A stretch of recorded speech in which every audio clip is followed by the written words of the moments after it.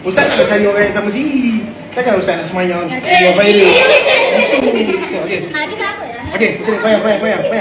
Okey, tengok Imam baca, diam. Imam baca. Waladdallin. Apa lagi? Ajar. Apa dia? Buka Al-Fatihah dulu baru surah. Apa dia? Tunggu Imam baca Al-Fatihah baru surah. Ya. Ya. Imam okey. Oh, ya. Ustaz masa kecil dulu Ustaz pun macam awak je. Ustaz baca ikut Imam, betul? Okey, selepas ni Imam habis. Nanti kita tak ada. Tak ada dia ada dia nak suruh. Bacalah. Sebab tu Ustaz cakap, bacalah dalam kadar yang tak terlalu laju, tak terlalu perlahan. Janganlah baca bismillah. Dan nanti dia tinggal Ustaz. Nanti kalau awak dengar ni. Dengar sini. Kalau awak tak sempat habis Al-Fatihah, Imam dah rokok, ikut je Imam rokok. Al-Fatihah awak tadi, Imam yang tanggung. Kenapa?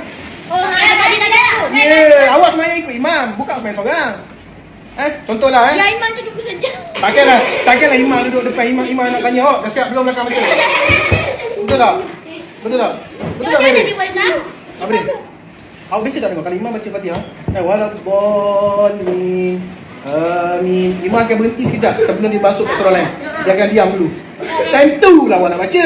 Di mana sempat? Sempat. Imam baca Bismillahirrahmanirrahim. Wassala'i wattariq. Imam tengah baca surah lazim. Awak bacalah Fatihah. Nanti ganggu. Apa yang ganggu? Nanti dia baca tadi. Kenapa banyak hantu dekat awak ni sampai nak ganggu awak solat? Kalau kita baca Fatihah. Contoh okey. Ustaz baca surah lain, awak baca Fatihah Okey, 1 2 3. Bismillahirrahmanirrahim. Wassala'i wattariq.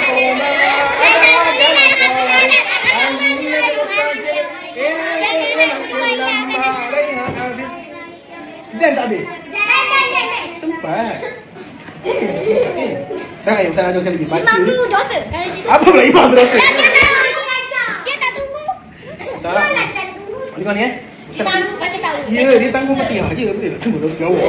Sedap awak semayang Imam dosa awak. Oh, nanti dia habis solat dia baca pula Al-Fatihah balik. Tak payahlah. Kan Imam dah amin sama-sama.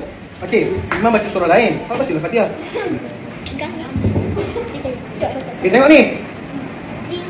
Ustaz ganggu tak awak baca semayang? Ni kalau baca macam ni, Bismillahirrahmanirrahim. Alhamdulillah. Kacau tak? Orang sebelah pakai tak? Silap-silap orang sebelah yang kena balas sikit. Diamlah. Orang pandai. Faham tak Ustaz? Baca Fatihah, dengar dekat telinga sendiri. Jangan ganggu Bukan orang. tidur. Ya, ini ketiba yuk. Bismillahirrahmanirrahim. Bagi dekat. Dah, terima kasih. Faham tak? Okey, good. Okey, apa lagi?